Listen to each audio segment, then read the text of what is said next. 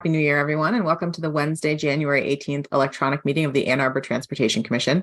This meeting is being held electronically, but we intend to conduct it similarly to an in-person meeting. Public comment will be via telephone or Zoom only.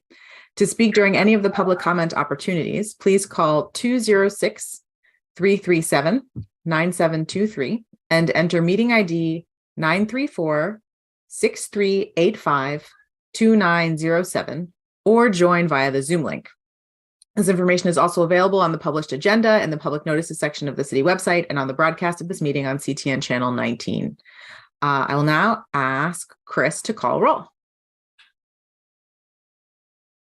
Okay, I'll now call roll. I've received regrets from Commissioner Margolis and Sherba, who will not be able to attend. Please say here and from where you're dialing in when your name is called. Commissioner Boland. Here from Ann Arbor. Councilmember Agman. Here from Ann Arbor. Commissioner Brogan. Here from Ann Arbor. Commissioner Altamaki. Here from Ann Arbor. Commissioner Hook. Present from Houghton, Michigan. Commissioner Keeler. Here from Ann Arbor. Commissioner Clayman. Here from Ann Arbor. Commissioner Lee. Here from Ann Arbor. Commissioner Yang. I believe I'm the substitute, Ken Anderson, here from Ann Arbor. Gotcha. Commissioner Hess. Here from Ann Arbor. Commissioner Hutchinson. Here from Ann Arbor. Commissioner Stupka is going to be absent, and I think we have quorum. Great, thanks so much. Let's see here. Oh, are we introducing Councilmember Dharma Ackman this month, or was that last month? Yeah, I think it might be appropriate to do that. Okay. I wasn't sure if you had joined us this month since I missed last month's meeting. So I am very pleased to introduce our newest commissioner, Councilmember Dharma Ackman. She's replacing Councilmember Briggs on the commission. I don't know if you want to just say hi or anything, but welcome. Thank you. I'm very happy to be here. And I should say that I'll be working closely with Erica. Obviously, this is a passion area for both of us, so I really appreciate her mentorship and experience. And we're in communication a lot about transportation issues. I'm sorry that I missed the last meeting because I was sick. Right. This is definitely, I'm not even sure if I'm supposed to say this, but I'm going to say it anyway. This is definitely the commission assignment that I'm most excited about. Big motivation running for office was safe and accessible transportation for everybody. So I'm very pleased to be here and excited to work with all of you. Awesome. Well, welcome. Okay. Next up, we've got approval of the consent agenda. So there are two items on the consent agenda: approval of tonight's agenda and approval of last month's minutes. Are there any modifications to the consent agenda? All right, is there a motion to approve the consent agenda as presented? I'll move to approve it. Did I hear, was that Larry? And that was me. And a second? I see Julie. All right, all those in favor, please physically raise your hand or say yes if you don't have video. Yes. All those opposed? Yes. And any abstentions? All right, the consent agenda is approved. Moving on to public comment. This is an opportunity for people to speak for up to 3 minutes. Please call 206-337-9723 and enter meeting ID 934-6385-2907 or connect via the Zoom link as described on the agenda. City staff will select callers that have raised their hand using the last 3 digits of your phone number or your Zoom ID. In order to raise your hand to indicate your desire to speak, please press *9 on your phone or select the raise hand button in Zoom, which, oh, I see there's a button, like its own raise hand button. It's not in reactions like it sometimes is. You'll hear an automated announcement that the host is allowing you to speak. Do we have any public comments? We do, Molly. And one thing I do want to apologize. Chris and I noticed there was a typo that we corrected. But if anybody downloaded the agenda early, the meeting ID was inappropriately or incorrectly identified. So just to restate, it's 934. That's where the typo was at the 4. So 934-6385-2907. But we do have 3 callers. So it looks like it worked. So the first speaker we have up is Adam. Adam, I've gone ahead and allowed you to speak. Go ahead and take yourself off mute, and the floor is yours. Hi, this is Adam Juskevich from the 4th Ward, 1430 Las Vegas Drive. I have 2 things to talk about tonight, but first I'd like to welcome Councilmember Ackman. It's great to have a 4th Ward council member here. So the first thing I'd like to talk about is East Medical Center Drive Bridge, the bridge widening project. I've been following your discussions here as well as the discussions in front of council for a while on this issue. And I'm pretty disappointed in the outcome at this point. There was a compromise to add adding a car lane and a concession to non-automotive users of the intersection to add a multi-use path under the bridge. But based on what I'm seeing in the memo and other stuff that's been stripped out of the design due to some permit issues with the MDOT, and I'm hoping council will send this back to be redesigned to eliminate the extra car lane, which will make the intersection worse for pedestrians and cyclists. And it's not in line with Ann Arbor's moving together toward Vision Zero transportation plan. I guess I don't really blame this body too much for this outcome. It's really council. Council asked for advice and I guess didn't really like the answer that came back from Transportation Commission, but I'm hoping that the new council does better in this regard. The other thing I'd like to talk about are the crosswalks on Jackson. It's been in the staff reports for a while, and this is the first update I've seen in several months about these crosswalks. I'm probably everybody's aware there was pretty recently a very predictable crash where a driver hit a pedestrian who was crossing Jackson near Vets Park. And I'm hoping that that incident lights a fire under the ass of the city and MDOT to get those much needed crosswalks in place. Thank you. Thank you. All right. We have another caller. We do. Let's see. Clark, I have gone ahead and allowed you to speak. Go ahead and take yourself off mute, and the floor is yours. Hi, I'm Clark Chernesky, live in Ann Arbor. And the main thing I want to talk about tonight briefly has to do with the underpass that's proposed under East Medical Center Drive. Apparently there's something that's come up about MDOT and the plan. I know that MDOT received a major grant from the feds to improve fencing and other methods of keeping people off the railroad tracks that Amtrak uses going through town. They held a meeting on December 14th, looking at the Ann Arbor, getting public input. And at that meeting, they indicated that they were well aware of the Bandimere Barton connecting pedestrian underpass or tunnel to be built within the next couple of years. And they said that they were working with the team on that, design team on that, so that there wouldn't be a conflict between what MDOT wants to do on pedestrian safety, especially fencing at that location. And I can't understand why they could not do the same thing in this case. It's not rocket science. There's going to be some kind of a fencing to keep people using that underpass from getting onto the railroad tracks. Is something that's been in the works since they were built. You know, the bridges were built about, 40 years ago, maybe.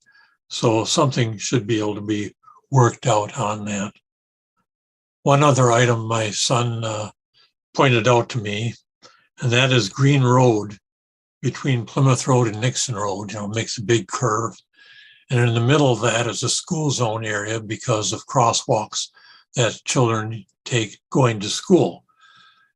he mentioned that for a number of the subdivisions that go empty into Green Road, that the first sign, they don't see the sign at the beginning and end of the school zone saying 25 miles an hour from some AM time to some PM time. But they come in the middle of this, and the only signs they see are signs saying 35 miles an hour.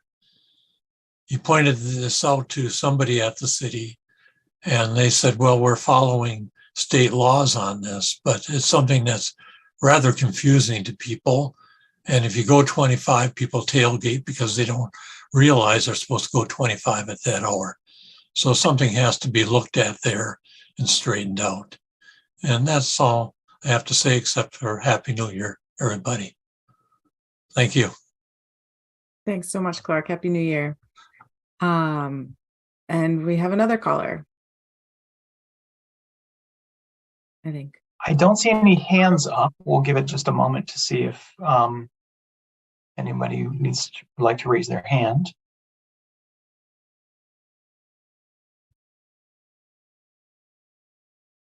I'm not seeing it.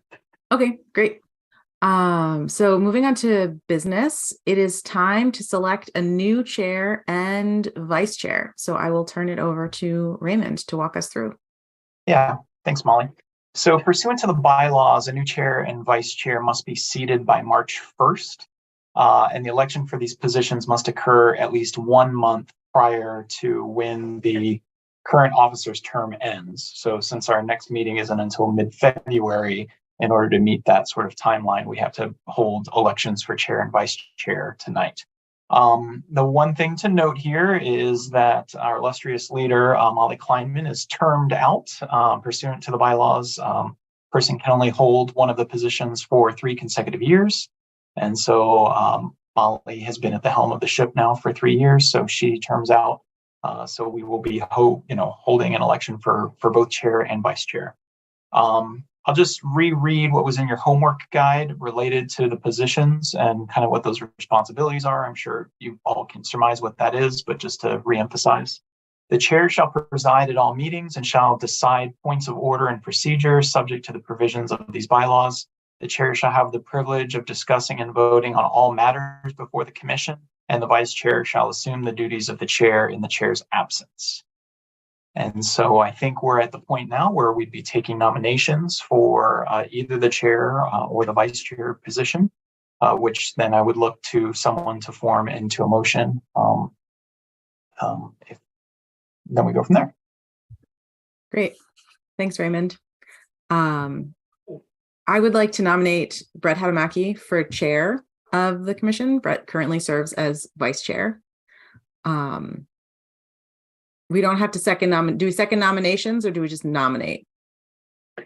I think we kind of follow Robert's rules fairly loosely. So I think as long as there is acquiescence from the person that is being nominated, I'm sure that's probably good enough, unless this body decides otherwise. Well, because then there's going to be a motion and we'll second the motion. So, all right. So, right. I nominate Brett. Does anyone else have any other nominations for chair?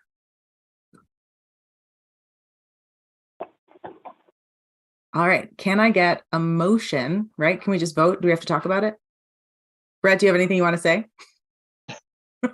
No, I accept the nomination. Thank you, Molly.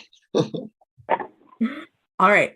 Can I get a motion to elect Brett Hadamaki as chair? Or no, wait, do we do chair and vice chair at the same time? You've written it in my script as we're doing them both at the same time. So do we have to nominate vice chair now? Yeah, it depends. I mean, if we've done it as a single ticket, but if you want to take those actions independently, you're welcome to do that as well. So yeah, it's really however you want to do it. All right, let's vote on chair and then we'll move on to vice chair. So is there a motion to elect Brett Hadamaki as chair of the Transportation Commission? I saw Julie, and I need a second. Megan. Second. Great. All those in favor, raise your hand or say yes. Yes. Great. All those opposed and any abstentions? All right. Congratulations, Brett. You are the next chair of the Transportation Commission. Thank you. It didn't even take 15 votes.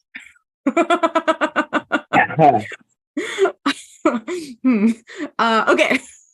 Vice Chair. I would like to nominate Megan Brovin for Vice Chair of Transportation Commission. Megan, are you good with that? I accept. Thank you, Molly. Any other nominations for Vice Chair? All right, we're doing this so fast. Look at us go. Okay. Can I get a motion to elect Megan? And I see Brett right away, and seconded by Wan Wu. All right. All those in favor, raise your hand or say yes. Yes. All those opposed? Okay, awesome. Congratulations, Megan. You are our next Vice Chair of the Transportation Commission. Very exciting. And so the way this will work is that I have one more meeting as chair. I will chair the February meeting, and then we will pass the batons, and in March it will be Brett and Megan, so chair and co-chair, or chair and vice chair. Awesome. Thanks, everyone. Let's see here. Next up, we have the Transportation Commission annual report. So in the packet, there's a draft of the annual report. As is often the case this time of year, there are some pieces missing, but I'll ask Raymond to give a brief overview and we'll talk about it. Sure thing. So give me just a moment while I share screen.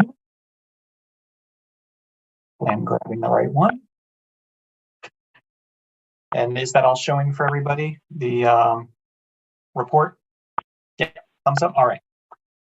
Very good. So the template for the report is based off of maybe the report from 2 years ago, because we could find that template a little bit easier than we could modify last year's. So if it looks a little familiar, you have a good memory. So just a little bit of background there. There's some formatting. We were kind of dealing in a couple different programs, so some formatting issues that we'll clean up, but we wanted to kind of just give you a first look at this. We did a couple things a little bit differently that we wanted to acknowledge. So, first of all, we want to acknowledge, we did see some transition in the commission. So, for example, Aurelia Valderrama exited about midway through the year, and then that position was filled by Peter Hauk. So trying to give a little bit of credit to, multiple members that served on the commission, Tim Hull and Larry Keeler, same sort of situation, Erica Briggs and Dharma Ackman, same situation. So, so we wanted to just kind of acknowledge that. There's everybody's bright, shiny faces. So one of the things that we did is, the idea here is to really capture some of the work of the Transportation Commission over the past year, the motions and actions. So the first section of the report really goes through all the motions that were made.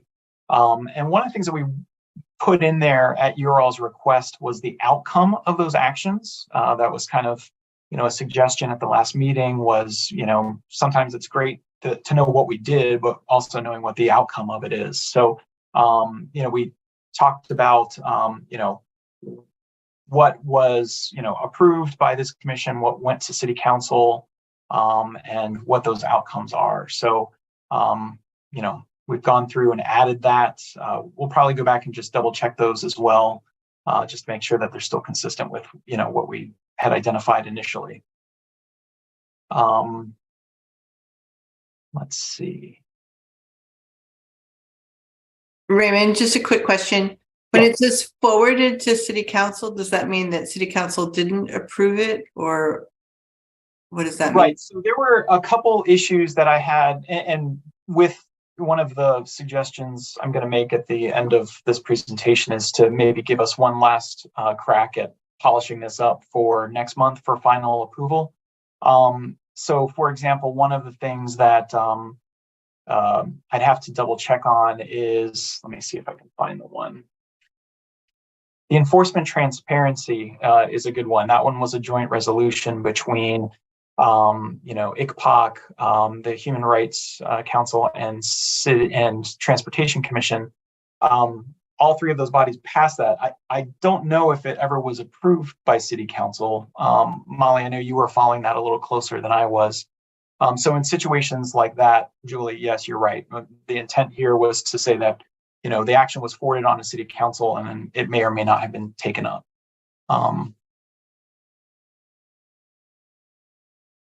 Let's see. So anyway, that's one of the new, if you have any suggestions on kind of this piece of the report, the outcome, by all means, let us know if, we can make this a little bit more intuitive or whatever the case may be. We're all ears because this is kind of a new thing that we added and, I'm not pretending that we got it right.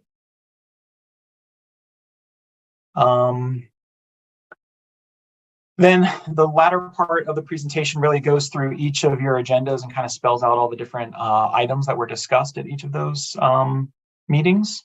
So you can see, you had a pretty robust, agenda of topics that you discussed over the course of the year.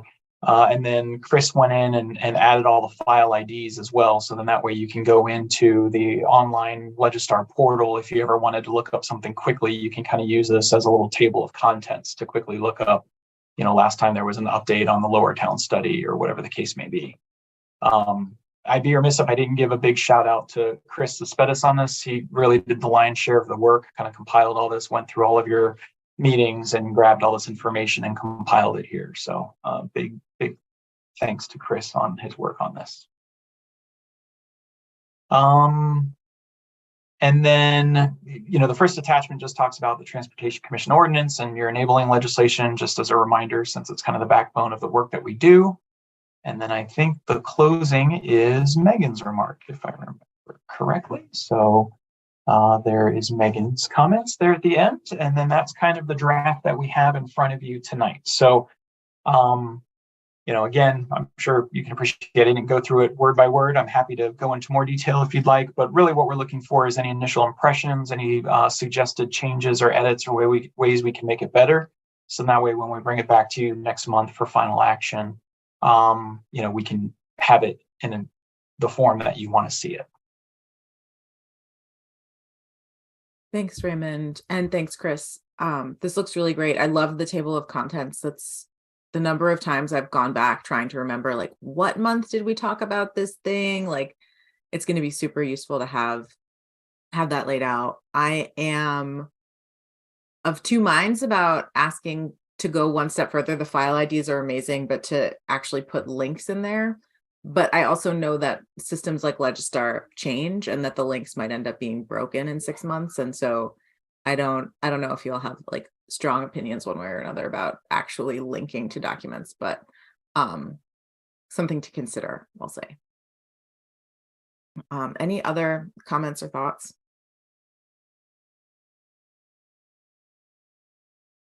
Dharma. I would just say, as a new member, this was very helpful, very organized, a really helpful snapshot to see everything that was accomplished and discussed. So I appreciate the work that went into it. Yeah. Great. Thank you.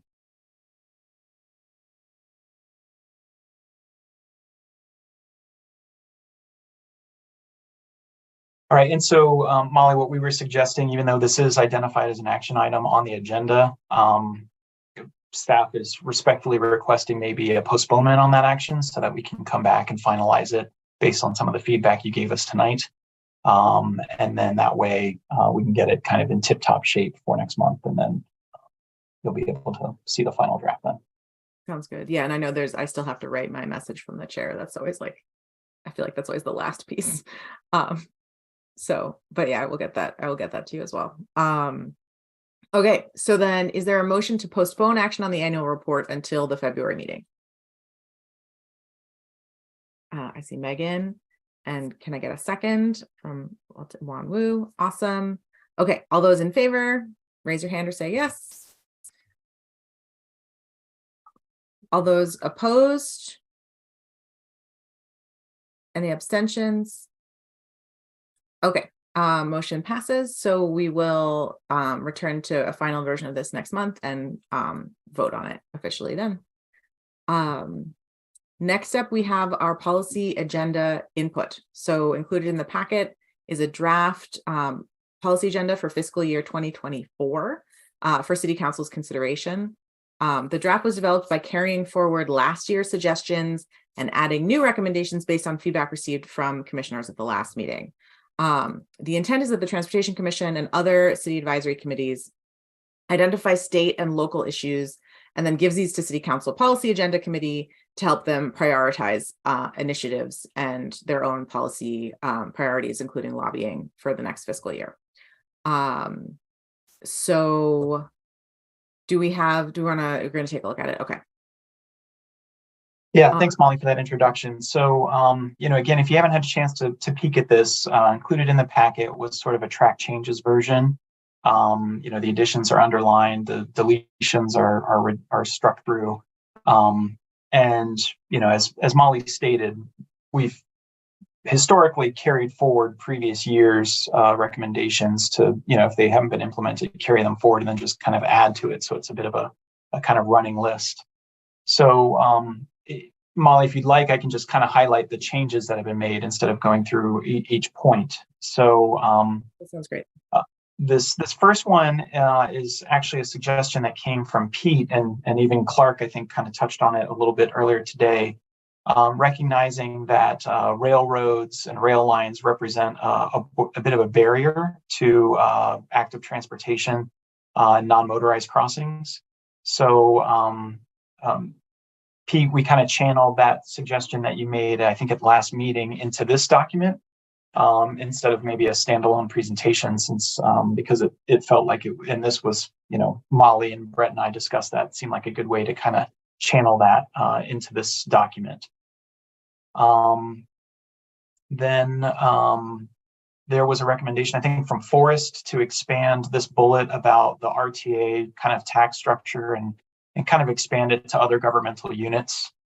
So in other words, allowing local governments or the RIDE or others to look at a sales tax instead of just relying on property tax.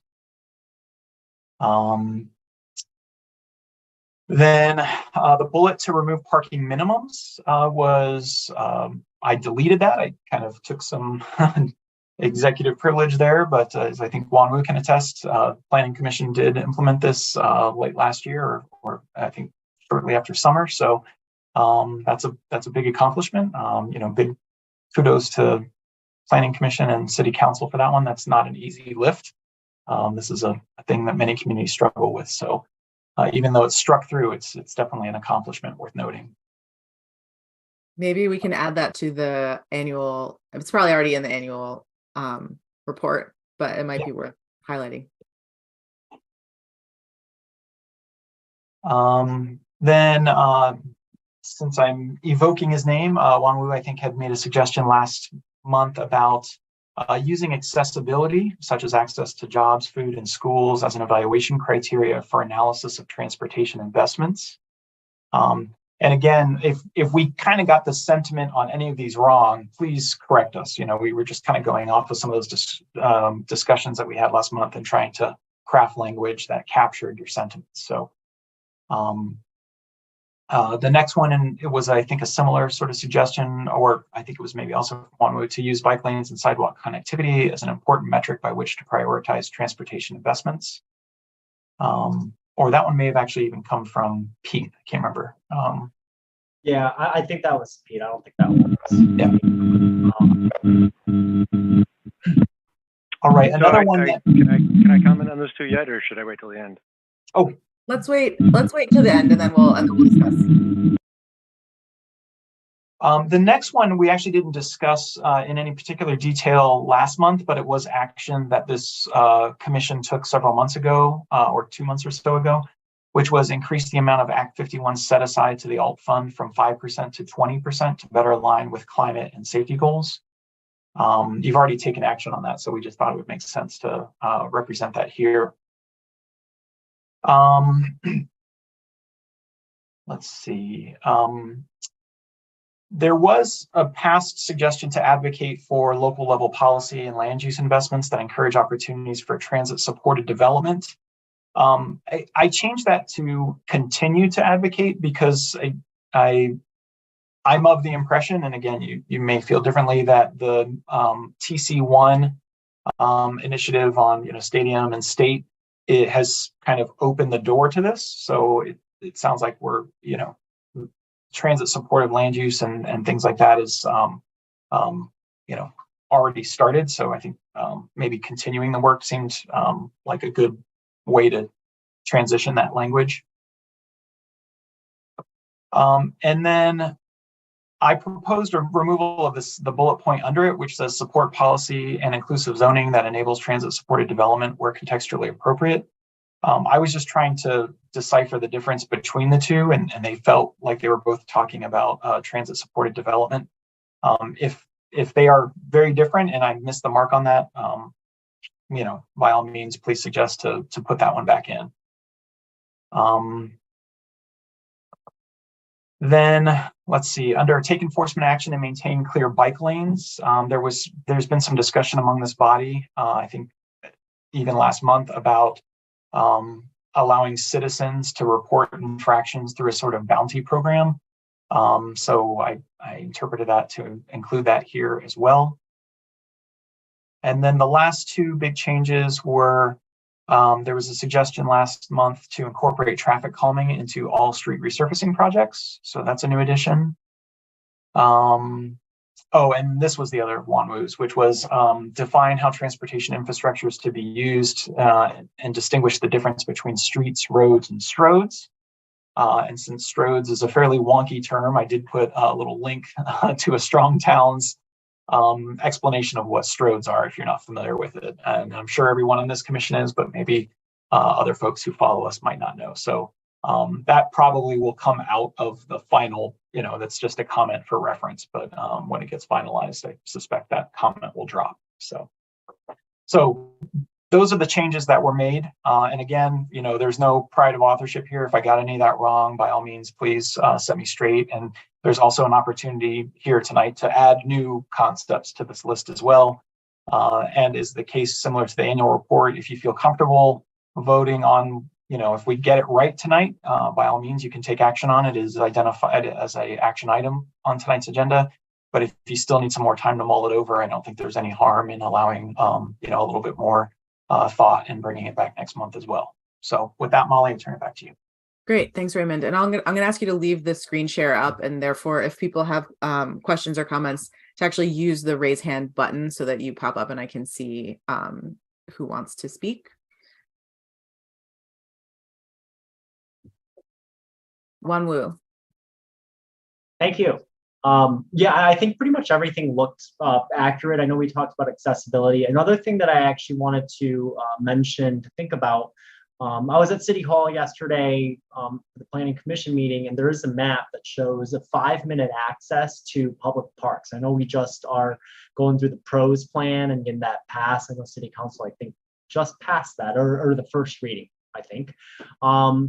But one of the things, as we talk about access and accessibility as a metric, ensuring that everybody has access to parks essentially on a 5-minute basis as well. And I also wanted to kind of bring up the concept of linear parks, where if we have enough right of way, we could utilize kind of, if you guys want to Google kind of like linear parks, and I don't know if this is necessarily a policy related thing, but I just wanted to bring it up as kind of a topic, but that we, there's enough areas, I think, that exist to create recreational and non-motorized pathways throughout town that could create, again, not only improve access to recreation and parks, but also to strengthen non-motorized transit. So as far as, the local agenda, you guys captured kind of what I said last time succinctly, and it looks perfect. And then the other thing that I was just basically trying to get at was possibly a part of that is access to recreational and strengthening non-motorized transit, which is something I say quite a lot, but this idea of creating porosity and strengthening again pathways. So that's something I'd love to see, but that's a word vomit, so I'm gonna actually concede and mute myself now. Thanks. Thank you. Next up is Pete. So I like the idea of including a connectivity metric, but I'm not sure that we've agreed on one yet. So I don't know if it's premature to put it into this document and to ask council to make decisions based on a connectivity metric. So I guess I guess I'm wondering what would our process be for defining it?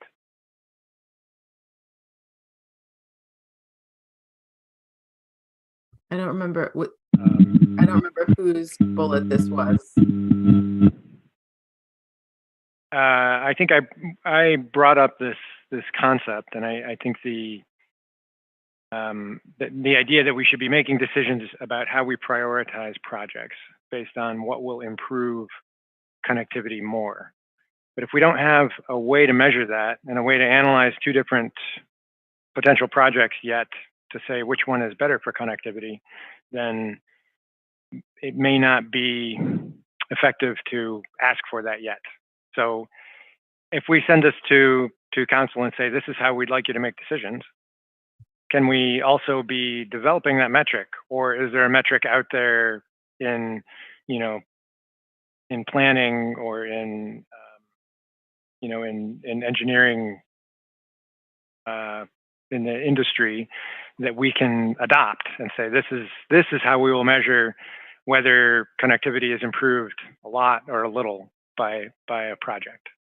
So Raymond, am I making sense with that? So Pete, let me suggest something, see if it gets at what you're saying. So if I understand correctly, we're talking about the bullet that I have highlighted on screen, which states use bike lane and sidewalk connectivity as an important metric by which to prioritize transportation investments. What if I were to take out the use bike lane and sidewalk and use a word like define or develop or something like that I think is giving policy direction to the city to suggest we should figure out how connectivity can be used as a metric. Does that get at what you're speaking to? Yes. So, but is that a job for council? I mean, is that a thing that we want to send to them on the agenda? That's what I was going to suggest, is that this actually sounds like an agenda item for us first, for Transportation Commission to, Pete, I think if you mute while other people are talking, I'm hearing a feedback that maybe other that I'm not sure. Yeah, there we go. Okay. I think this is something that's worth looking into, but I wonder whether first we need to be like requesting a presentation from staff that comes to the commission where we learn about how connectivity is measured and how, what kinds of metrics exist that we then might make a recommendation to council on. That's probably the process that I would recommend. So I would probably strike this bullet for this year, but then if we can get this into our agenda in the coming year, and by next year we would potentially, and of course we can make the recommendation sooner. It doesn't have to wait until next year, but then we can eventually have some clarity about what kinds of measures we're looking for that we would recommend. Does that sound good to you? Yeah, maybe we add this to our 2023 work plan, defining that metric. Yeah. I think that's a better way to handle it. Thank you. Okay. Can I comment on one other? Yeah, go for it. Item? I guess I don't want to include the word bounty when we talk about the bike lane process. Would like a way for citizens to report infractions, but I guess I don't want the word bounty associated with it. I was going to make a similar suggestion, partly just because I don't know that we know what's allowed under state law at this point. But I think citizen reports, and maybe we need to say something about I don't know if we can do this through C-Click-Fix or if there needs to be some more immediate kind of reporting mechanism or opportunity. Maybe not. Maybe it's just that the citizen reports or the resident reports become more data that the city can use in determining where we need more interventions. Also, can we say I would also sorry. I was just going to ask if we could say residents instead of citizens. Go ahead, Pete. And also to include the word tracking in there. So we're going to report them and retain that information so that we can compare who where the repeat offenders are. That sounds good. Raymond, did you catch those changes? Yes, thank you. Great. All right, all set for you, Pete. All right, Dharma. So we talked about metric for an evaluation of projects, but what about metrics for showing progress? So maybe it's progress against our transportation plan. One thing that I think about is our all ages, all abilities network or protected bike lanes. Like, how are we doing against our goals for those areas? And how do we present that in a transparent way so it's really visible to people? And I'm not sure if that's come up before with this group. Obviously, I'm a newbie, but it's just something that I get asked about a lot. How are we doing on our bike lanes? I think it was in one of the public comments included in this. It comes up quite a bit. Mm-hmm. So with this, are you thinking like adding a bullet about tracking and reporting on progress towards like stated goals? Maybe we could say towards our moving together towards Vision Zero goals. Yeah. And maybe call out specifically the all ages and abilities bike network and perhaps sidewalk apps as like two easily measurable things, because we can just go by miles added every year. Yeah. Cool. So that would be a new bullet.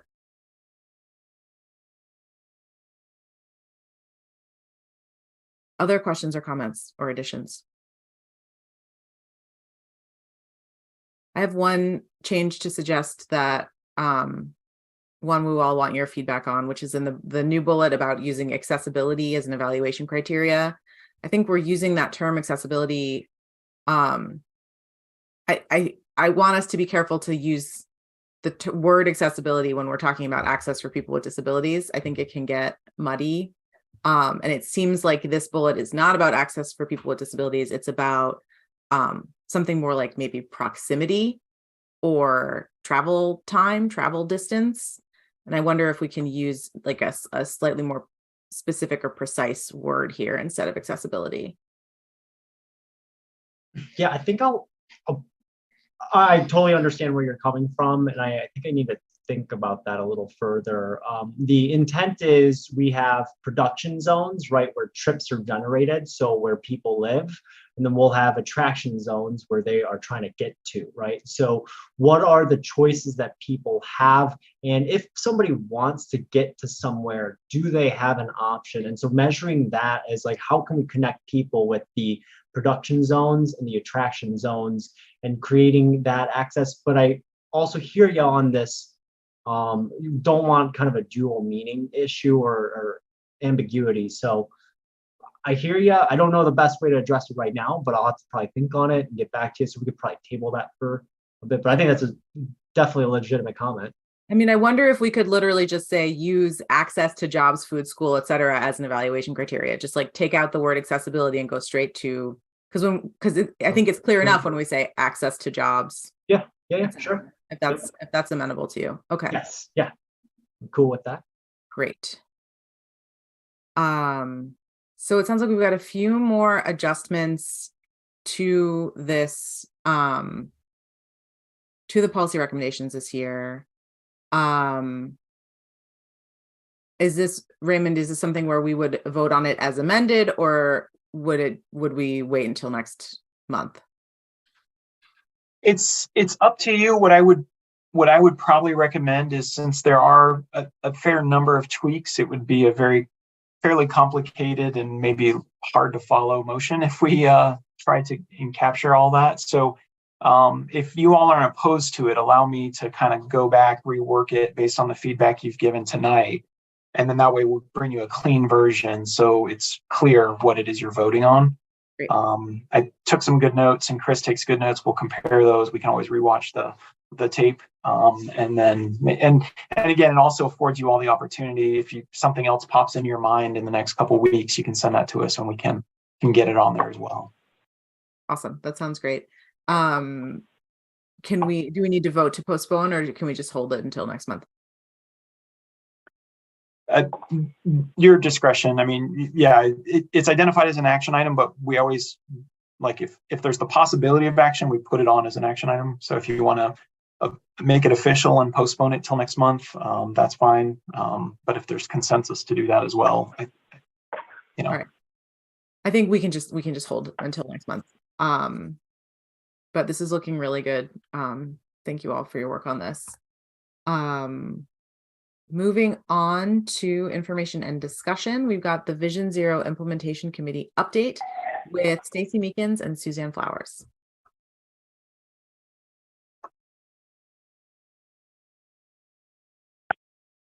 Hey, everyone. Let me just pull up my slideshow here. It's good to see everybody again, or most of you. And I can share my screen, right? Yeah. Yeah, I made you co-host, so hopefully you should be able to. But if you have any difficulty, let me know. I have your deck up. There we go. It's coming through. Yep, I'm good. Great. Well, thanks for having me tonight. Here to give you an update on the work that we've been doing with staff on developing an implementation and action plan for following up on Ann Arbor moving together towards Vision Zero. I know that you've been getting updates along the way, so hopefully some of this is not as familiar to you, but feel free to stop me with any questions.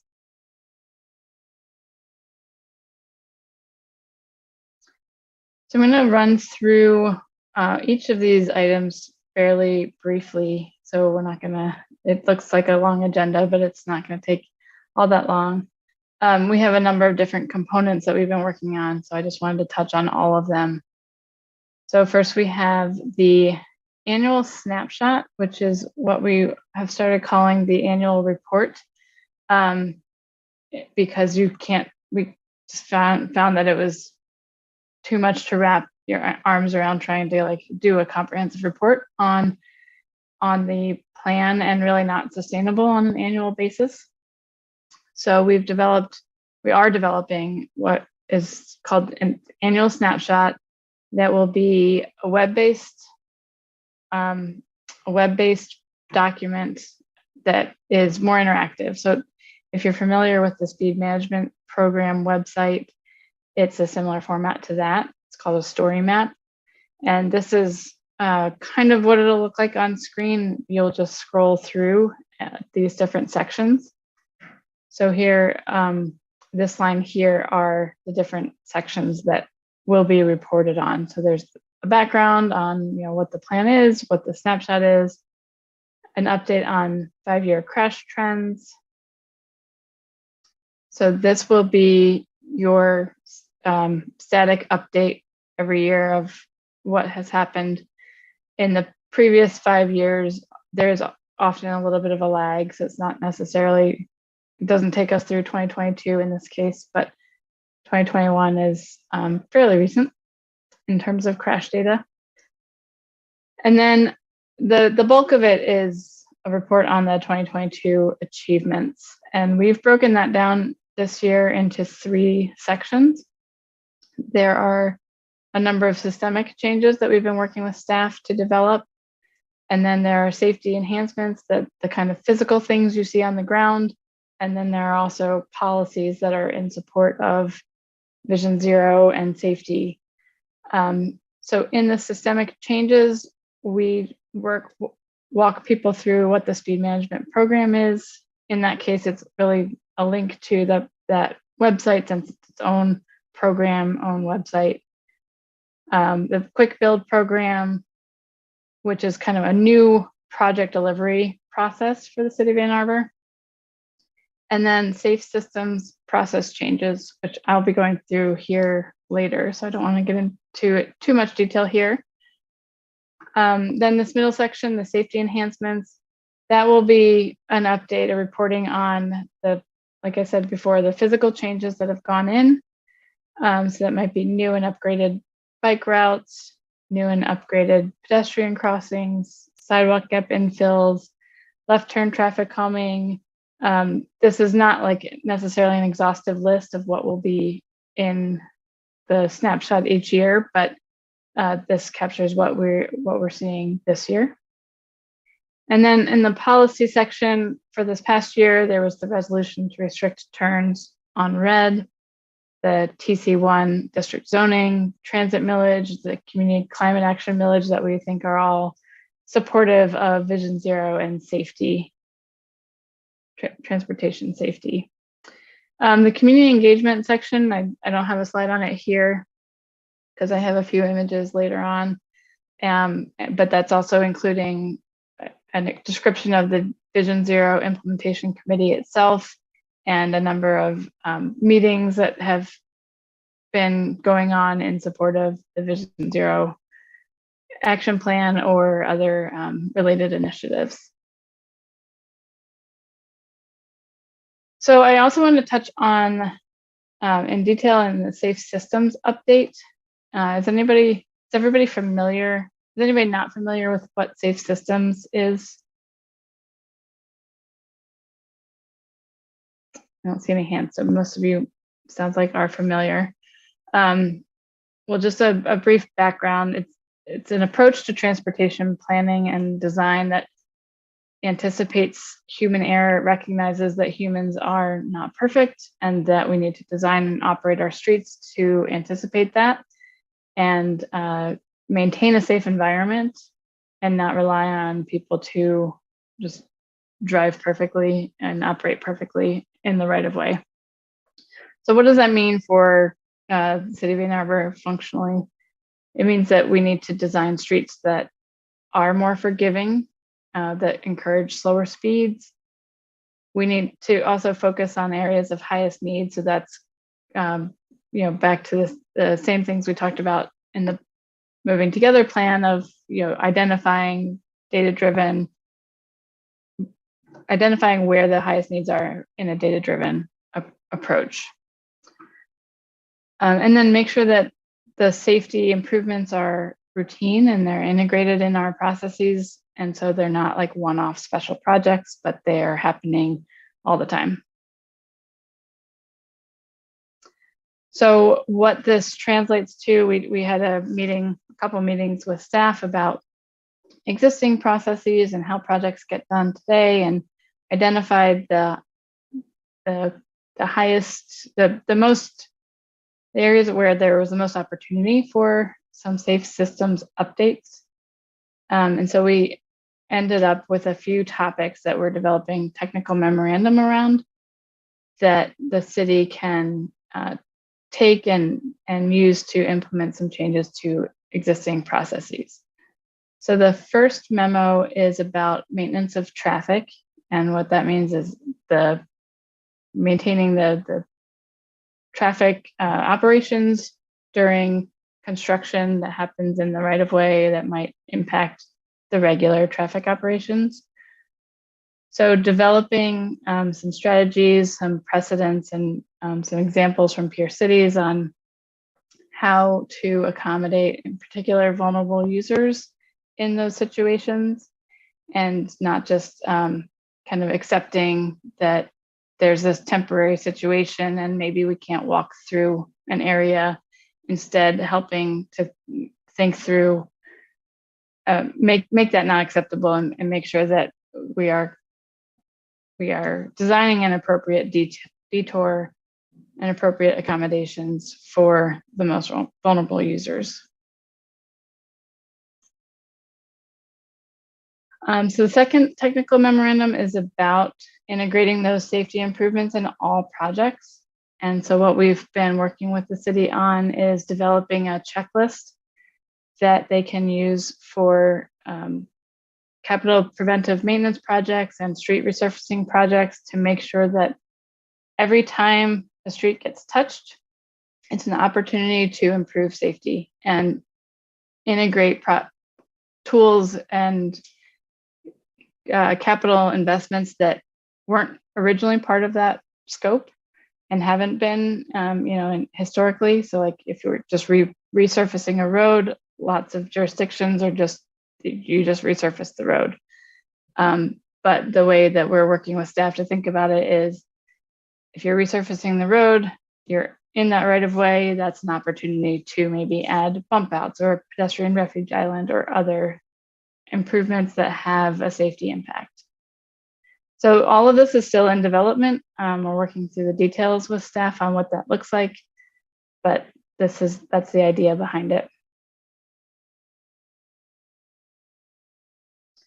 And then the third one is a project selection and programming memorandum, and this would establish a process for selecting projects based on the data-driven needs, which is the priority side of the equation.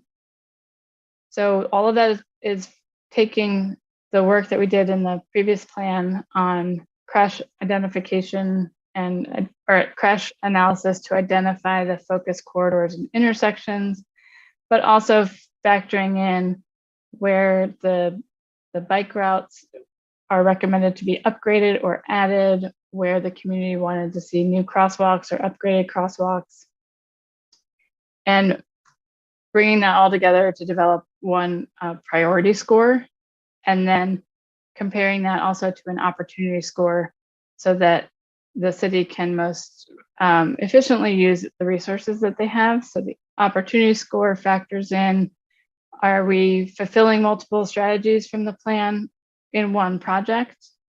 Are we addressing equity? Are we are we taking advantage of existing bike facilities to extend the network? And that's a bike network connectivity score. And then there's a feasibility and ease of implementation factor, which both factors in, is it local jurisdiction street, but also is it ready for other upgrades based on pavement condition? So what that does is take all of the projects, the major projects that were identified in the Moving Together plan, and develops a priority for them. And then the action plan really feeds into that. So the action plan is basically like a list of projects that is based on this prioritization. And I forgot to mention that we had the VZIC help us with scoring these different criteria. So each of these different elements has a score, a weighting to it. And like I said, the VZIC helped us to define those weights. So that's led to a long list of projects that we are still working with staff to sort through. This is kind of an overview of types of projects that get done in Ann Arbor. There are major construction projects. There's resurfacing and capital preventive maintenance, which I already kind of alluded to earlier. Those are the ones that would be subject to the checklist. And then we've also been working on this speed management program, which I will talk a little bit more about later. There are local street traffic calming projects, and then we have kind of a bucket of other projects, which the quick build projects that you might have started seeing go in this year are part of that bucket. So what we're working on now is sorting through that list. I'll just show you the map. This is based on that priority scoring. These are the corridors that popped out as the highest priority. And so now we're working through these and trying to sort them out into, some of these projects have already, or some of the corridors have already been programmed through the CIP. So we can dovetail on those and make sure that there are the appropriate safety improvements included in those, or maybe recommend a slight modification to that scope, or it's not on the CIP at all, and we're looking at, can we do some kind of minor improvements that have enough of a safety impact, or is this going to be a bigger project?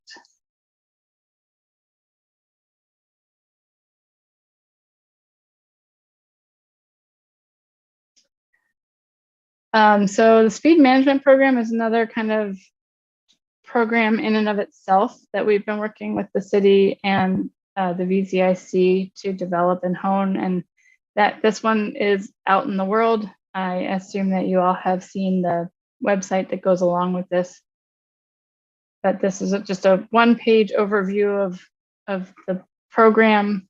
It talks about the why of speed management, and the why is that most of the crashes the fatal and serious injury crashes happen on the major streets, even though those aren't the majority of mileage in the city. So what it is a series of tools that the city can use. And in the lower left, you see tool types that we've identified: horizontal deflection, vertical deflection, cross-section modification, which might be reducing lanes or narrowing lanes, adding bike lanes, adding medians, anything that changes how the space is allocated. And then the final category are traffic control devices.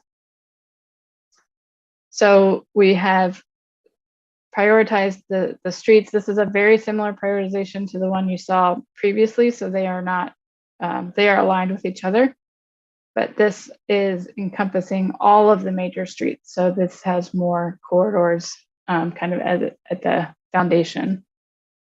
And the high, medium, low are based on the crash history. So those are the scorings that were given as kind of the baseline of what might need speed management.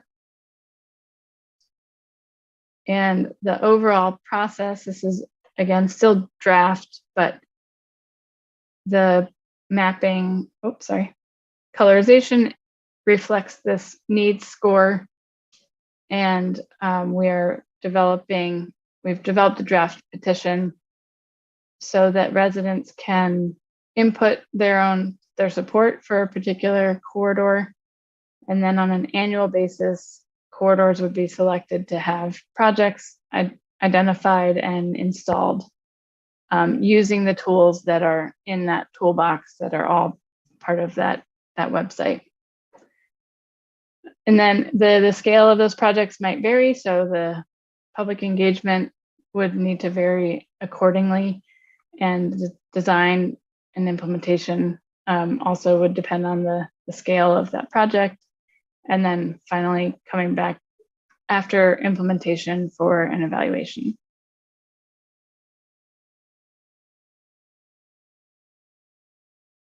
So I think this is the final section. Oh no, there are two more. The quick build program, I think you all are aware of this. These projects were identified around this time last winter. This was one of the first things we did, was to identify what are the opportunities for some quick build installations based on where we were seeing those high crashes. So most of these are tier 1 or tier 2 intersections or corridors, meaning they were the highest need from a safety perspective. One exception was Liberty and Stadium. That was selected because we were seeing left turn crashes in particular, and we wanted to implement some left turn traffic calming there.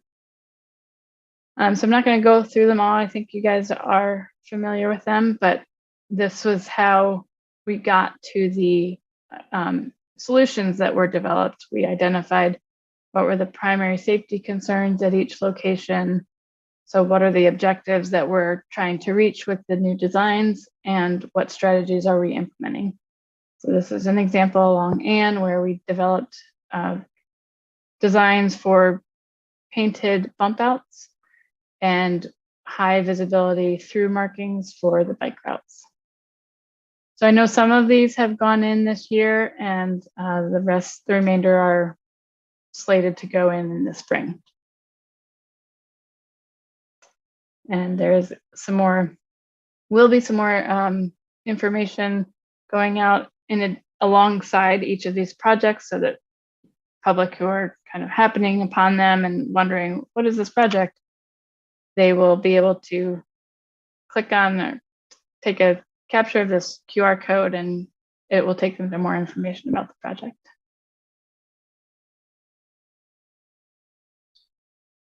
And then finally, we also worked on some safety messaging and did some engagement with the public. This particular engagement was about the speed management program to kind of socialize the idea of these different tools that we're looking at. And this was a really great board that our subconsultant Smith Group created with this kind of mock street and these little foam pieces of models of the different tools. So you could play around with what a street should look like or could look like if you use these different tools. Hopefully some of you guys saw us in action. I know I saw some of you out there for one of them. And then the other component of this was the safety or public messaging, public campaign messaging. And so we developed a series of kind of ads or social media ads and graphics, and with some slogans and taglines that the city has available and can adapt as projects come online. One way we envisioned using this is to help get the word out about those quick builds or other projects. So you could take a picture of that project that just went in and tag it with one of these taglines with the hashtag that goes along with it. So I know that was a lot. Any questions? I'll just ask people to raise hands, or I guess you can probably unshare the screen and then we can just see. Brett Pete and then Brett. That was all great. Thanks for sharing it. I've got a question about technical memo too. And it says that in the project planning, crash data would be used to evaluate what features we might want to add. I guess I'm also wondering if we can measure speed, a measurement of speeds that people are actually driving would be another input. Encourage a design that would get people to drive the speed limit that we are shooting for there. And then also a measurement of some other driving behavior that we don't want, like aggressive driving. Is there a way for us to quantify that without, even if it doesn't result in a crash, it still is something that we don't want? How can we include that also in our planning? Yeah, thanks for that. I think with one thing I want to note on that, on the routine improvements, is that all of this long list of the checklist items would be considered in each project. And so we don't want to just limit those tools to where we are seeing issues or speeding or aggressive driving. Not those are good suggestions, but I want to also just point out that the idea of this is to be also proactive, and that these tools would you'd be seeing them throughout the city, and it won't be strictly reactive to where there are problems. One other point I'd make about getting that before data, that measurement of speed or aggressive driving or other problems, that we can also take after data and demonstrate all the good work that we're doing, right? We can show what we improved when we did these things, and that also helps to tell them in the future. Thank you. I wanted to just add to that, getting more counts on like pedestrian and cyclist traffic. Again, I think before data and after data is really helpful. I would worry about using, for example, pedestrian or bike counts to be like, look, no one's biking here, we don't have to do anything. I think the whole point, there's the line about like, no one's swimming across this shark infested river. I guess that means we don't need to build a bridge. Like, I think it's that sort of idea. But again, I think to be able to have counts to say like, look, no one was able to bike here before, and now a lot of people are, would be really valuable. But we do have to get that before data. So just to add on to what P was suggesting. Brett. Yeah, thank you for the great presentation, as always. This might be more of a question for staff, but the technical memos, I'm hoping, are these considered binding or, something that staff are taking direction, and not just the technical memos, but is there anything in the capital improvement planning that needs to be aligned? I know we have software that city leases or purchased to help score our CIP projects already. Is that going to need to be, do you see a need for aligning those processes with what's been described here? Raymond, if I may for a moment, I just want to jump in. So that's one of the things that Stacy was talking about with some of the checklists and their processes as a newer staff person that I'm really learning about and trying to dig into more holistically. That way I know those points in time by which we need to make sure that someone like Raymond or Cynthia Renninger, someone from our transportation, specific team are participating in those so that we don't miss those kind of critical pieces. We are already interweaving some of that information throughout the CIP. Raymond did a great job this year to make sure that we were including language on all ages and abilities, the tier 1 and tier 2 corridors, kind of these key biking, high level areas throughout the plan that we're really trying to focus in on those CIP projects that are brought forward in the plan. So that's one way that, I'm trying to do that. And that, Raymond, I'm sure you have some other items as well.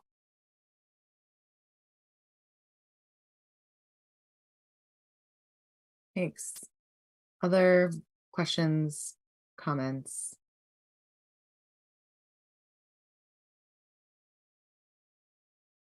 Julie.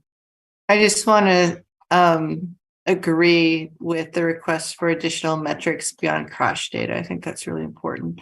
And I think the suggestions that were made are really excellent ones.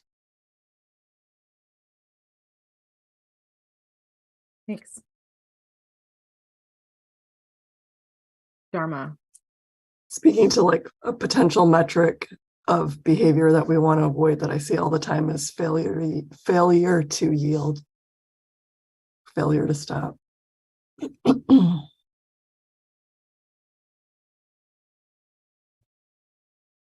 Raymond, I keep seeing you unmute. Well, this is really good conversation. I just wanted to take a moment to acknowledge Suzanne Flowers by and large, because we haven't had a chance, we haven't let her out of her cage and to meet you all. She's been with us now, 11 months, Suzanne? Did you start in February of last year? So Suzanne has really been a great addition to the team. We feel very fortunate. We poached her from Watts, the local MPO.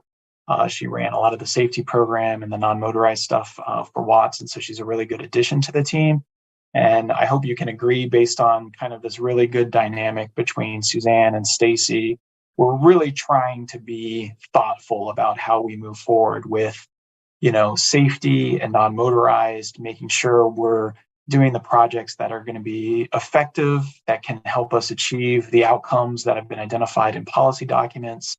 I just really want to thank Suzanne and all of her contributions to the team over the last 11 months.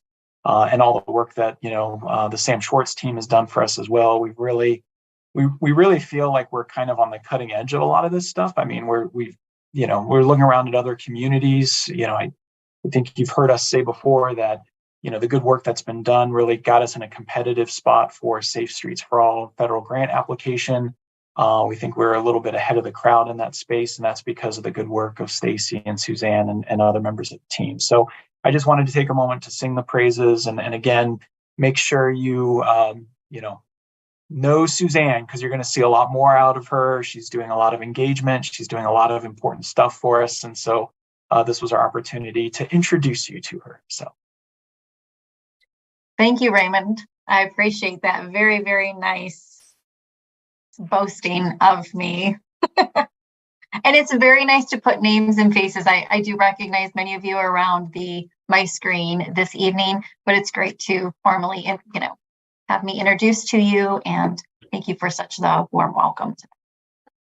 Yes, we're very glad to have you. I have one more piece of feedback / question, which is around the emphasis on public engagement and community demand. partly because, as always, I worry about the ways that public engagement can slow down all of these processes, but also because of the ways that being led by community demand can sometimes end up being inequitable in terms of prioritization. And I know when in early iterations of the Healthy Streets program, in addition to demand, staff looked at things like areas of the city with lower rates of car ownership. And I'm just curious about if there are pieces of this that are addressing issues of equity, both around race and class, and also, and like what those are. And if not, like, can we get some in there? So I can hop in. So Stacy and I did participate in the Equitable Engagement Committee, and we received quite a bit of feedback and information on ways that we need to engage and make sure that we're going to communities, specific neighborhoods across the city in a much more mindful, proactive manner. That may be, sending a pre-postcard that, hey, we're going to hold this public biking event here, just to make sure that we're doing a little bit of extra. And that was one way that we also kind of kicked off the speed management program, is to make sure that we really heard from individuals outside of kind of the VZIC opportunities that we want to make sure that we capture. And I'll tell you, like, I'm participating in the Washtenaw County Equity Challenge right now. It is something that is always at the forefront of my mind as a planner. Stacy and her team and all of our team have done a really great job of making sure that that is at the forefront. And we're trying to build all of those kind of considerations and components within our checklist, within our prioritization metric and speed management and quick builds, so that, again, people don't feel like this is happening at them, that we're actually building this kind of coalition with them and really addressing the things that they want to see, instead of us pushing those items onto communities. So really being much more mindful about that approach as we move programs and processes forward. So are there specific things in the checklists that you see as like addressing some issues of access or equity? I'm not sure specifically on the checklist, because that's very project specific driven, but I think the speed management program, that petition process unto itself, we talked a lot in the VZIC committee about how many people do we need to have? Well, can't we lower the threshold? Can we try different ways that people could engage instead of somebody having to actually sign? Could they submit a video? Could they submit a photo? Like, what is their lived and shared experience, instead of just like a very typical, let me fill out that form. It may take a little bit extra work on staff's time to go and say, we are looking to launch this kind of a program. What would be a great way to have you share that information back with us? Maybe it's a postcard, maybe a QR code within the community at some of the spaces that people tend to frequent, grocery stores, libraries, those sort of community spaces. So that's like one specific example. And on the checklist side of things, like I said, that is really specific for projects, but I will, I'll obviously let Stacy and Raymond chime in as well. These are still in development. Nothing has been solidified. We want to have those conversations and make sure that we're hearing this before anything is kind of done, because it'll always be evolving, I think, is really the purpose. Yeah, and just maybe one thing to add to that, Suzanne, if memory serves me correctly, we did add an equity consideration as part of the CIP development process, whereby the map that was developed as part of the Vision Zero, moving together towards Vision Zero Transportation Master Plan, you may recall there's a mobility fact book that was one of the first deliverables, and it had identified transportation equity areas, which Stacy can probably talk better to the, all the data that went into that. I think it was like car ownership, low income households, a combination of several things. We then took that map, the GIS map, and then overlaid the CIP projects on top of it. And then that helped kind of bump projects up in score based on where they landed and if they were addressing, or if they were in kind of an equity need area. So it is something, I'm not going to claim we've gotten it right or we've like solved for it, but I think we are trying to be more mindful of it and factor it into a lot of our processes and kind of institutionalize it into how we think about projects moving forward. Awesome. Thank you. Any other questions or comments? All right. Well, thanks so much, Stacy and Suzanne. Suzanne, it's good to have you here for the first time. And I'm sure we'll be seeing you again. I know. Next up, we have, we're up to staff report and updates already. Look at us. So handing it off to Raymond. Very good. I will share my screen as I march us through the document. Hopefully it's pointing at the right one. Yes. Okay. So what's always kind of exciting about the January report is there's a bunch of stuff that's changed, right? Because Nick in particular goes through and, now that 2022 is behind us, he starts to upload all the 2023 slate of projects, and some projects that were identified as in like design or planning, then move up to construction. So, if you compare this report to the November report, you'll notice a lot of things have moved around.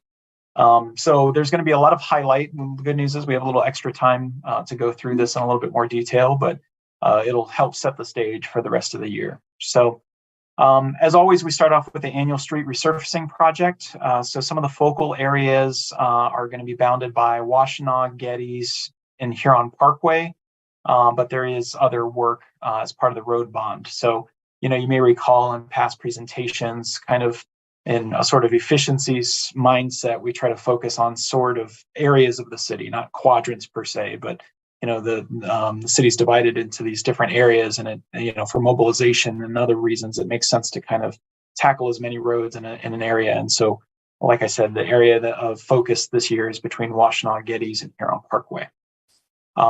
There's also some plans for path resurfacing along Huron Parkway. And as always, you can go to the project website to get updates on those resurfacing projects. Admittedly, probably the website is still probably being populated with new information because a lot of that is still in the works, but you'll get your annual presentation on kind of the resurfacing program in the next month or two. And I've already penciled that in when we get to the end of the agenda tonight, talking about next month's agenda items. Scioto Church, the project was rebid in early January and the bids came down, which is good. So it's $600,000 lower than the previous low bid. And so right now we're hoping that construction on that project will begin in March 2023. Sidewalk gaps, kind of a new slate of sidewalks. Some of them were carried over from last year. So we're talking about Broadway from Broadview Lane to Plymouth, Brooks from Mixedwood to Sunset, Ellsworth Road, north side from State to Stone School, which is substantially complete, but a gap still remains due to a utility conflict, which hopefully will be completed this spring. Newport on the east side from Sunset to Down Up Circle is expected to be completed in June. And then Scioto Church Road on the north side from Landmark Court to Winstead and Greenview to 7th later this spring or summer. There's also a sidewalk gap on South Main Street. I think it shows up again later down. But that's an important project, Stadium to Ann Arbor Saline, for sidewalk gaps on that. Next is Division Street. Some of you have been asking about the bicycle signal at Division and Huron. That project is currently underway. I believe the signal is in and actually operational, but there's still some concrete that has to occur down there.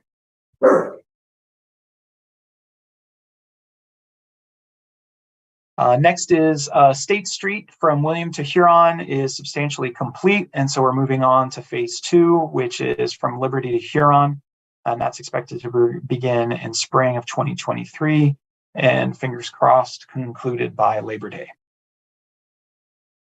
Platte Road from Huron Parkway to Packard. You may recall this project now includes an all ages and abilities bike facility and other pedestrian improvements, including resurfacing, water main replacement. We had a virtual public meeting on December 13th, and you can find some of the recordings of that meeting on the project website. Broadway Street from Plymouth to Plymouth is replacing an aging water main, but then there will be other kind of preventive maintenance to the existing speed humps that currently exist on there, adding maybe some new crosswalks and filling in some sidewalk gaps on the north side of the project. We are hoping to start construction on that project this spring. Geddes Avenue resurfacing from Observatory to Highland. The big thing to note here is that sidewalk and retaining wall work to remove the stairs near Onondaga has been removed from the project, but will still be done as part of a separate contract later this year. And this project is expected to happen this spring. So all those improvements are hopefully going to be done in 2023. Earhart from 23 to Geddes. There was a final public meeting held on December 14th, which was maybe a day before your last meeting. We are penciling in to come back to you next month for this project, so you can kind of get a flavor of what the final configuration is projected to be. So stay tuned for that. Hopefully next month we can have time to discuss that. East Medical Center Drive Bridge. I think some of you are following this pretty closely. We had some public speakers speak to it tonight. Award of the construction contract is scheduled to go to City Council on Monday night. Brooks Street improvements, water main replacement, stormwater improvements, street resurfacing, sidewalk gap, and reconfiguration of the Brooks Vesper Sunset intersection. Design work is currently underway and it's expected to begin in spring or summer. Staten Hill is the design phase is wrapping up and final plans have been submitted to MDOT for bidding, and construction hopefully will begin in April. South Main Street water main resurfacing project. This is also going to council on Monday night, and it is largely a water main project with some small pedestrian improvements like bump outs at certain intersections. Here on Parkway, Glacier Way, capital preventive maintenance projects. This is a treatment, a Cape Seal treatment over the existing asphalt to kind of extend the useful life of it between Geddes and Hubbard, and then Glacier Way from Green to Earhart, with noting that there will be buffered bike lanes installed on Glacier Way, and there will be some lane narrowing along Huron Parkway, and construction on that is expected to start this spring. South Main Street sidewalk gap project, I touched on it earlier, but again, this is a new sidewalk on the east side of the road along the golf course from South Main Street, or on South Main Street between Stadium and Ann Arbor Saline. You may think there's still a gap, but there's a big development that's going in called the Valhalla development, which is closer to the intersection of Main and Ann Arbor Saline. That will be done as part of that project.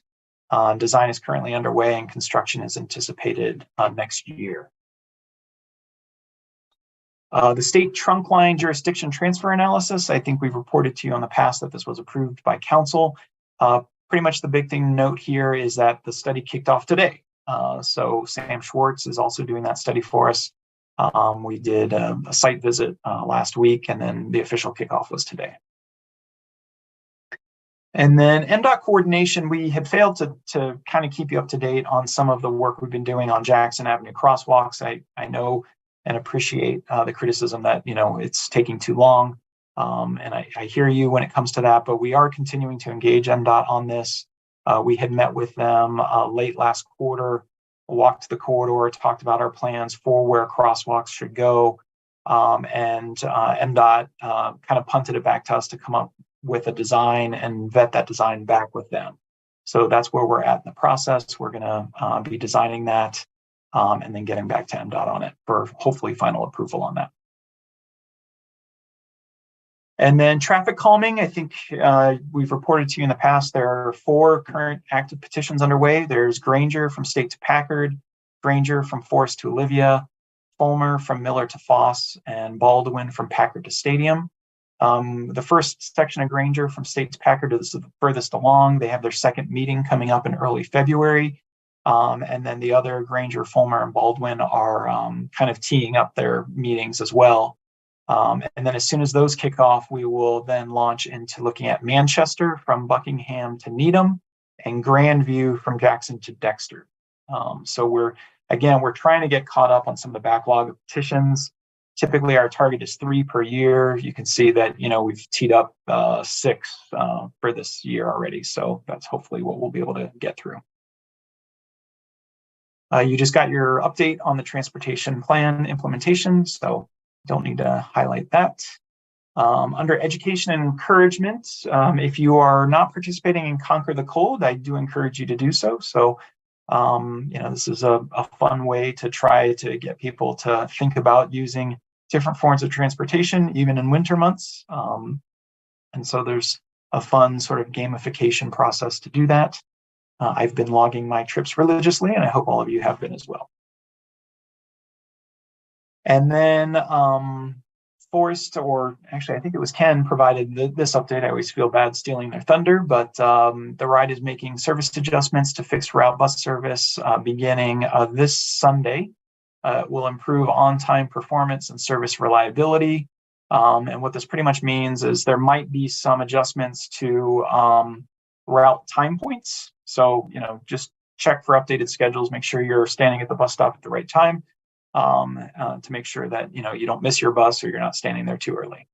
And then additionally, work continues on the Ypsi Transit Center upgrade, as well as the Blake Transit Center expansion, which is a companion piece to the affordable housing development that's going at what we call the former Y lot behind the Blake Transit Center. And then if you didn't see it, there are 2 additional memos attached to the staff report. So the first is related to the East Medical Center Drive Bridge pathway. And to just kind of highlight some of the findings of that, the construction of the pathway is not included as part of the bridge project. However, MDOT was willing to allow the widening of the platform as part of the current bridge, which is a good positive sign. The pathway project is identified as a separate capital project in the CIP and will be reevaluated for construction in a future year after MDOT has conducted, trespass prevention study.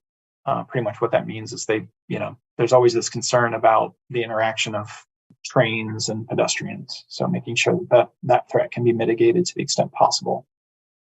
And then also noting that, funding for that pathway has not yet been identified and would have to be solved for if that project moves forward. And there's a lot of support material behind that memo, which I do not plan to go over in any detail. But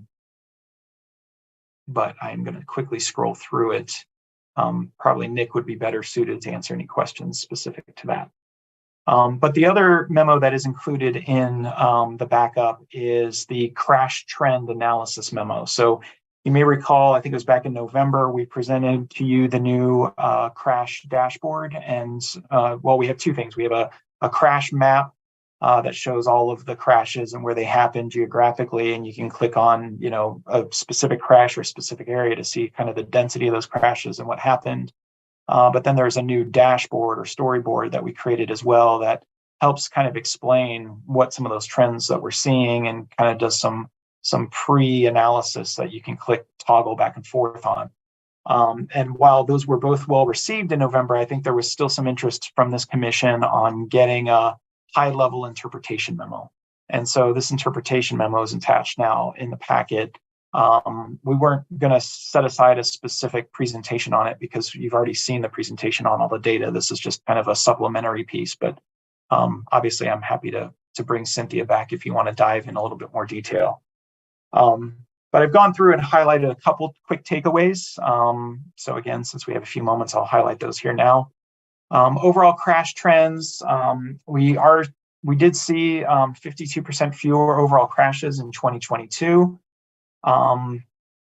And let's see, when we go back looking at previous years, 2021, 2019, or whatever the case may be, we're still seeing a downward trend of roughly a 34% reduction of crashes from 2019 levels. So even though during the pandemic year, there was a significant drop and we've ticked back up a little bit, we still, we tend to analyze data in what we call a 5-year rolling average because there are always fluctuations that happen year over year. So it's good to kind of look at what the trend line is. And so even with the uptick this year over last year, we're still seeing a downward trend over where we were historically. So so there is some good news there. There's maybe even a little bit of bad news, but I think that the trend moving is definitely going in the right direction, which is good. We highlight what kind of overall crashes patterns are happening. So rear end, side swipe, angle are kind of the leading types of crashes. When we look at the fatal and incapacitating crashes, so these are the sort of things that we pay the most attention to when we talk about Vision Zero, there has been a small reduction of 7% in the rolling 5-year average, which, you know, that is some good news. What always kind of strikes me as an important takeaway here is when we look at the fatal and incapacitating crashes, we're talking about, for example, in 2021, we're talking about 17 crashes. That feels obtainable, right? We are a Vision Zero community, so we're trying to solve for these last 17 crashes. You know, now I will say they might be the hardest to solve for, right? Because it's maybe different behavioral things that factored into this in addition to maybe, you know, infrastructure changes that are needed. So, but the fact that we are seeing an overall downward trend is something to take note of. There's still work to be done. Again, you know, you'll never hear me say that mission accomplished until we get to zero.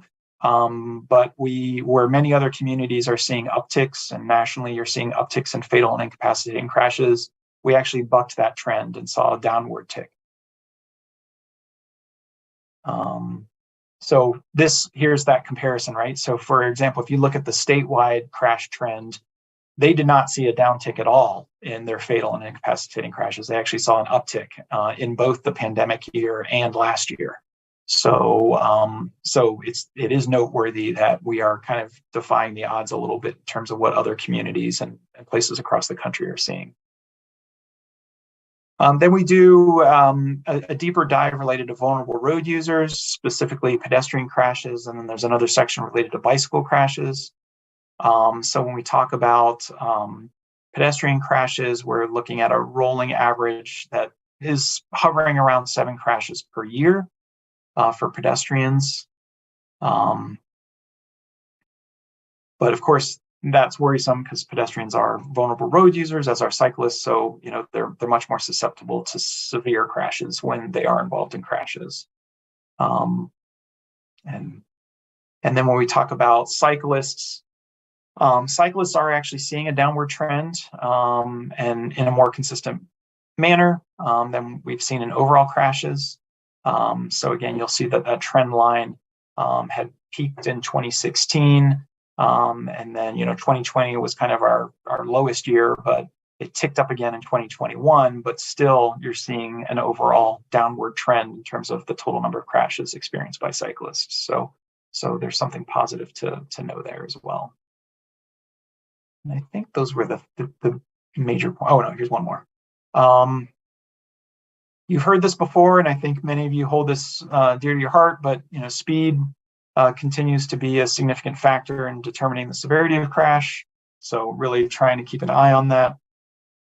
Councilmember Ackman highlighted the second piece as well, which is this failure to yield. When we really talk about some of the things that are kind of these contributing factors to the severity of crashes, these are the things that we're monitoring. So anyway, there's a lot of, and then we talk about impaired driving as well. There's some trend lines. That one's a little harder to capture and know which way the trends are going. It's kind of bouncing up and down. You know, it's hard to know with, you know, recreational marijuana sales and things like that, how well that's being captured in crash reports, if that's a contributing factor or not. So I think those are the things I wanted to highlight from this report. Thank you for indulging me a little extra time this time, but we had some important additions to the monthly staff report that we added that I didn't want to gloss over. So with that, I'm happy to entertain any questions you might have. Thanks so much. And I want to say thank you to you and extend it also to Cynthia for putting together that crash report. I know the dashboard was, I think, maybe intended to take away the need to create that separate report, but I find it super useful to have that document. I refer to it and I send it to people all the time. So And it looks great as always. So thank I'll you. extend those thanks, and we'll be sure to post it on that same portal for crash reporting. So that way it'll be an attachment that everything is centrally located. Awesome. Any questions or comments? Pete. So I've got two things I'd like to comment on. One is the MDOT trespass study that came up in the conversation about EMCD. I don't know how this group can or should be involved in that, but I do not trust MDOT to make decisions that are good for our city when it comes to the railroad tracks. The railroad tracks are a massive inhibitor to connectivity, and we need to find a way to get our feedback to them. And so I guess I would, like to reiterate what I've talked to you about, Raymond, that we need to understand what that trespass study is, and any information we can get about how to be involved, how this body can be involved, or how stakeholders in the city can give their opinion. We really need people to talk about how the railroad tracks make them go way out of their way to get to where they're going, or how the railroad tracks make them make difficult decisions about taking dangerous shortcuts. So we really need to be involved in that, and I just don't trust that MDOT will have an outcome that is good for us. The other thing I wanted to comment on was the Jackson crosswalks. So I'm really glad that these crosswalks are in the works. I guess my concern is that even if MDOT agreed to them tomorrow, it's still going to be a while before we're able to implement them and able to find money for them and able to get them installed. And I just want to make sure that our, that within the city, our, public safety and operations and engineering teams are evaluating the place where this accident occurred to see what contributed to it and what we can do to make that area safer until we get the crosswalks that we need. So that's going to be one of the final solutions that we have is going to be these crosswalks. What can we do in the interim to make sure that we don't have a similar crash? I feel very strongly that we need to pull all the levers that we can at the city level, even if we are inhibited by MDOT. We need to do everything we can to make sure that there isn't a repeat. So that's my request, is to understand what is being done in that problem-solving process. Make sure that we don't have a repeat. Yeah, and Pete, if I may just add a couple of thoughts to that. I hear you on both points related to the trespass study. It's you and I have talked about this a little bit. The city's in kind of an awkward position, right? Because you have the state and you have the railroads, and we don't have a lot of leverage over either one of those entities. So, and admittedly, the state's focus is, and this is not atypical. So of state DOTs and or rail operators, they really try to minimize the number of conflict points and how many crossings. And this goes for vehicles, as bikes and peds and so forth and so on. So if they are aware of illegal crossings, they try to figure out ways to minimize those crossings, no matter what form of transportation they're taking. So that is, I think, what their focal point is. They're less focused on access across rail lines by modes of transportation, because that's not the charge in front of them right now. But I hear your point. So I'm not trying to dismiss, just trying to suggest what, where that disconnect is happening. And then related to Jackson, I will say, we are currently exploring funding so that if we do get the green light for from MDOT on those crosswalks that we won't have to wait years to program those improvements. I actually have just put in some requests to finance with a couple different suggestions, like, hey, can we use this funding? Can we use this? And they're investigating that right now. So our hope is that we're working on design, we're working on that approval from MDOT. As soon as we have that in hand, we can move towards implementation pretty seamlessly. So, you know, those crosswalks have been in the works for a long time. The recent crash underscores the importance of them, and we are trying to move forward with them. So, for whatever that's worth. Thank you. That's good to know, Raymond. Can I also add about the railroad tracks that people aren't crossing them for shortcuts because it's pleasant. They're desperate for a shortcut, and I don't think MDOT is going to be successful in by fencing them off. People are still going to be desperate to find a shorter way to work or wherever they're going, and the more we cut it off, the more desperate they're going to be. I think that this is a losing battle to try and fence everybody off without giving them good, safe ways to get where they're going. So that's another part of my motivation and part of the message that I want to be able to give to MDOT when we have whatever venue. Thanks. Dharma. I think you answered my question, but I'm just going to ask it explicitly anyway. So with regard to Jackson, if we get the designs approved and get the green light to go forward, the city pays for installation of those, not the state at all?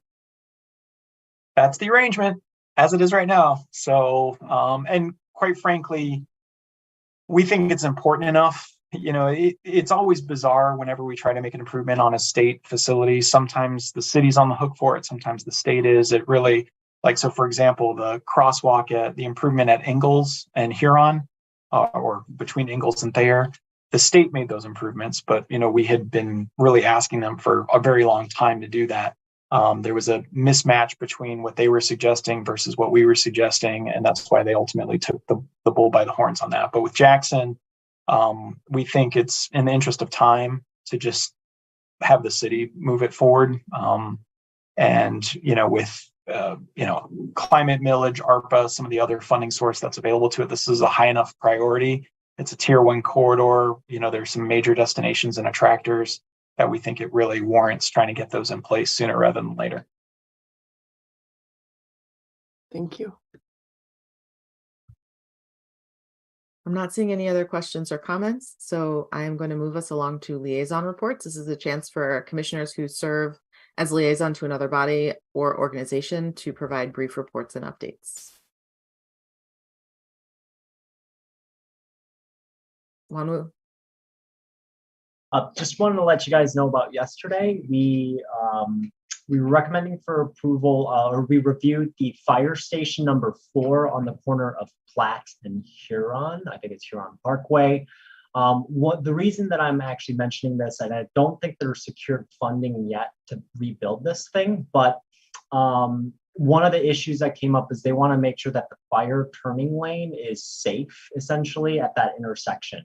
Right now, if you take a look at Huron, it is pretty curved. And so for them to get into that area is pretty difficult. And there's a very limited sight lines for the fire trucks. So that was one of the decisions that went into planning to move this right to the intersection. So there is going to be a signalized turn. They are planning to rebuild basically a basketball court and modify some of the parks. The reason that I brought this up is just because that fire station number 4, I think it's at like 2145 South Huron or something like that. I think that's the, just know that there are transportation implications that they were thinking of as far as sightline safety. And one of the things that may be important is, you know, obviously fire safety and critical facilities like fire stations are, you know, paramount to our community safety, but we also want to make sure that, you know, we have safe transportation still on Huron and all along Huron and all off of Platt. So just wanted to give you guys a heads up there. I think Basically, they're just trying to get it to as close to the 1 yard line in the event that they do secure funding, and it'll be really with city council to hopefully be able to fund this net zero fire station. So aside from that, I think that's pretty much it from the planning commission side. Thank you. Other liaison reports?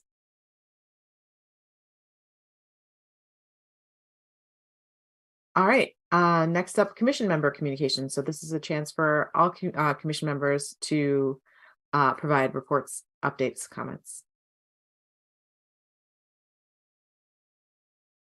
Okay, next up, call for agenda items. So this is a chance if you have anything that you would like to add to a future meeting agenda to mention it now. We won't go into detail about it at this time, but we can always talk more outside the meeting. And I think Raymond's going to just sort of give us a preview of what's coming up next. Yes, here's some things we're tracking for the February meeting. So I've alluded to a lot of them already. Earhart project and the road reconfiguration and protected bike lane that's going in as part of that. We're probably going to bring that to you. In February or March, we also bring together the pavement condition, the street resurfacing and related projects. But then we also have a new dashboard related to pavement condition and the program projects that we'd like to show you. I think that just went live recently. It had been in internal beta testing mode for a while. So it's pretty snazzy. It's a really good snapshot to see what's going on in the community, and we'd like to show that to you. Then based on a past recommendation, we'll probably bring back the crosswalk design guidelines and design process, especially related to Arbor View and how, that played out and, what worked and what didn't work and, why. We also try to get an update from the University of Michigan Transportation Research Institute periodically. And so I'd reached out to Dr. Jim Sayer on that. He thinks this first quarter, he'd be interested in that. So maybe February or March as well. And then the two items that carry over from this month that we didn't take action on was the 2022 annual report. We'll finalize that, bring that back to you for a final vote. And then the policy agenda, same thing for fiscal year 24. So we'll bring that back to you as well. And then any other suggestions that you have at this time. Great, thank you. Any other agenda items that people want to see? Okay. Next meeting will be held on Wednesday, February 15th, 7 p.m. It will be a virtual meeting. And if there are no objections, I will adjourn our January 18th, 2023 meeting. Not seeing any objections, so we are adjourned. Thanks, everyone. Thanks, everybody. Have a good night.